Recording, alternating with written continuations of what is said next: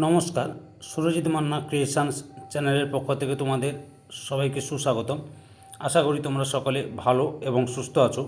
আমি তোমাদের জন্য এই ভিডিওটিতে তুলে ধরছি 2026 সালের ক্লাস 6-এর রায় ও মার্টিন প্রশ্ন বিচিত্রা থেকে ইতিহাসের 9 নম্বর মডেল স্কুলের প্রশ্নপত্রের সেটটি সম্পূর্ণ সমাধান করছি ফার্স্ট ইউনিট টেস্ট তথা প্রথম পর্যায়ক্রমিক মূল্যায়নের জন্য। তার আগে তোমাদের কাছে অনুরোধ, তোমরা ভিডিওটি না টেনে পুরোটা দেখো। ভিডিওটি কেমন লাগলো কমেন্ট করে জানিও, ভিডিওটিতে লাইক দাও এবং শেয়ার করো এবং চ্যানেলে নতুন হলে চ্যানেলটিকে সাবস্ক্রাইব করে চ্যানেলের সঙ্গে যুক্ত হয়ে যাও। আলোচনা শুরু করছি 264 নম্বর পেজের 9 নম্বর মডেল স্কুল রামপুরহাট হাই স্কুলের প্রশ্নপত্রের সেটটি লক্ষ্য করো। একের দাগে সঠিক উত্তরটি নির্বাচন করে লেখো। প্রথমে হচ্ছে আদিম কথার অর্থ হলো অপশান এতে খুব পুরনো। 2 নম্বরে আদিম মানুষ প্রথমে খেত, অপশান সিতে কাঁচা মাংস ও ফলমূল। 3 নম্বরে আদিম মানুষের জীবনে প্রথম জরুরি আবিষ্কার হলো, অপশান সিতে আগুন। 4 নম্বরে ভীমবেটকা গুহা অবস্থিত, অপশান এতে মধ্যপ্রদেশে।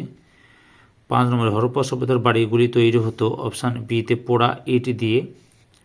6 নম্বরে চাকা আবিষ্কার হয়, অপশান সিতে নব্যপ্রস্তর যুগে। তারপরে রয়েছে 2 দাগে এক কথায় উত্তর দাও।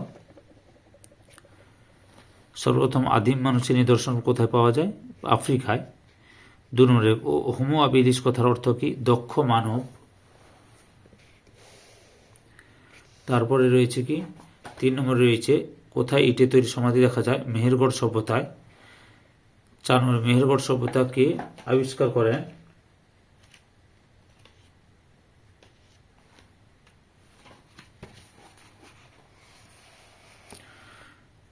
যা ঠাঁসোয়াজারিজ। 3 দাগে 2-3টি বাক্যে উত্তর দাও, যে কোনো দুটি। প্রথমে যে মাঝের পাথরের যুগের 2টি বৈশিষ্ট্য লেখো। উত্তরটি লক্ষ্য করো। এখান থেকে শুরু করে এত পর্যন্ত লিখবে।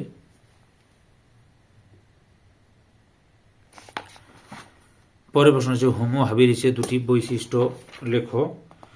উত্তরটি লক্ষ্য করো। হোমো হ্যাবিলিসের বৈশিষ্ট্য এই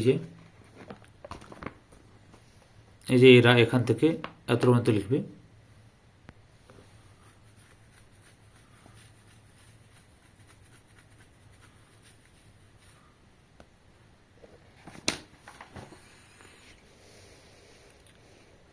পরের প্রশ্ন লক্ষ্য করো।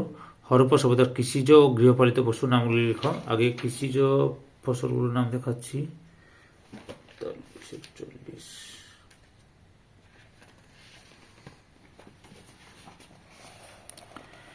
এই কৃষিজ ফসলগুলি হলো কি? ধান, গম, যব, জোয়ার, বাজরা, ডাল, সর্ষে, তিল, কার্পাস বা তুলো, এগুলো। আর হচ্ছে পশুর নাম, গৃহপালিত পশুর নাম লক্ষ্য করো।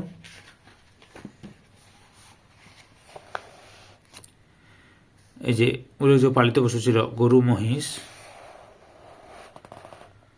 ছাগল, ভেড়া, হাঁস, মুরগি, গাধা, উট, হাতি, ষাঁড়, বলদ ইত্যাদি।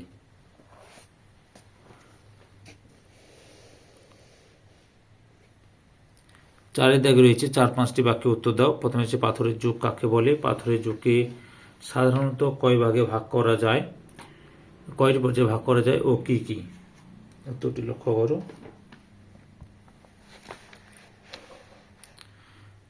প্রথমে রয়েছে পাথরের যুগ কাকে বলে। এখান থেকে এতটা লেখার পরে তার কয় ভাগে ভাগ করা যায় সেটা দেখাচ্ছি।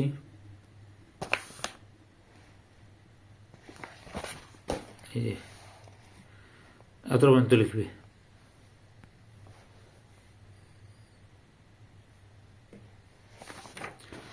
পরের প্রশ্ন রয়েছে দাবানল কাকে বলে?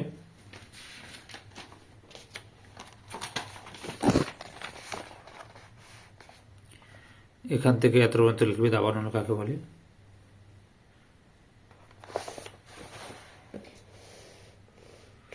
পরের প্রশ্ন কি রয়েছে লক্ষ্য করো।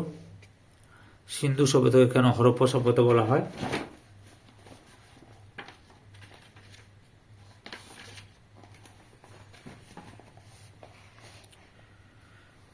এখান থেকে শুরু করে এত পর্যন্ত লিখবে।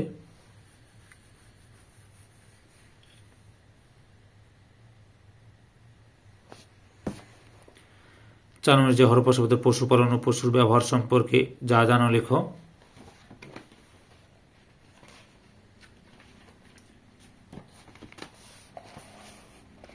উত্তরটি দেখো, এখান থেকে শুরু করবে, এতটা পর্যন্ত লিখবে।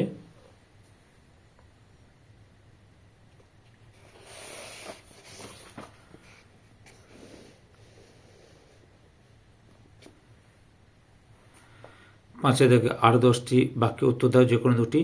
প্রথমে হচ্ছে আগুন জ্বালাতে শেখার পর আদিম মানুষ কি মানুষের কি সুবিধা হয়েছিল।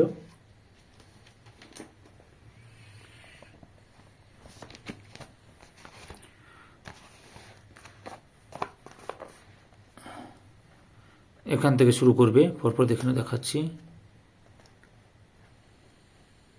সুবিধাগুলো দেখে নাও।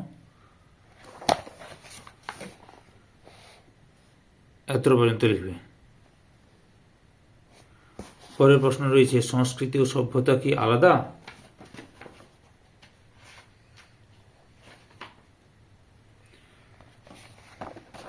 সংস্কৃতি ও সভ্যতা কাকে বলে? এখান থেকে শুরু করে এতটা পর্যন্ত লিখবে।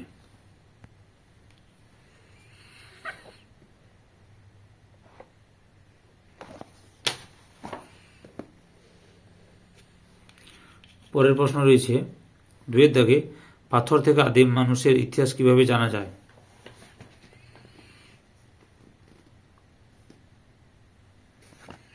এই যে লক্ষ্য করো, এখান থেকে লেখা শুরু করবে,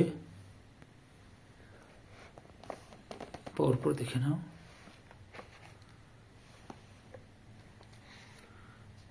এতটা পর্যন্ত লিখবে।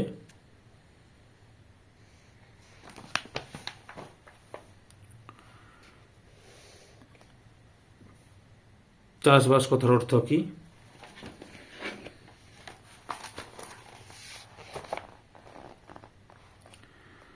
এখান থেকে শুরু করে এতটা পর্যন্ত লিখবে।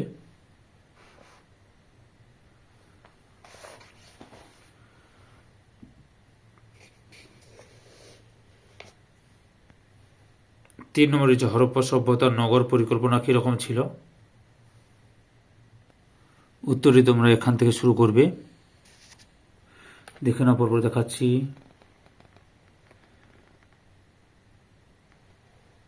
আরো বাকি রয়েছে, দেখাচ্ছি, লক্ষ্য করো।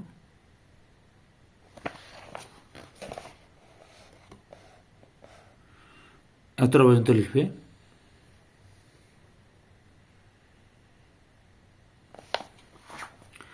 4 নম্বরে, মেহেরগড় সভ্যতা ধ্বংসের কারণ আলোচনা করো।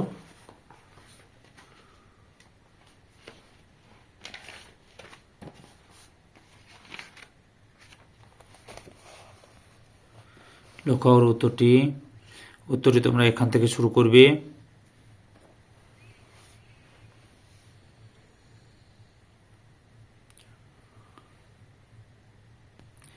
এতটা পর্যন্ত লিখবে। ধৈর্য সহকারে সম্পূর্ণ ভিডিওটি দেখার জন্য তোমাদের সবাইকে অসংখ্য ধন্যবাদ। আজকে এই পর্যন্ত, পরবর্তী ভিডিওতে আবার দেখা হবে। Tata, bye bye.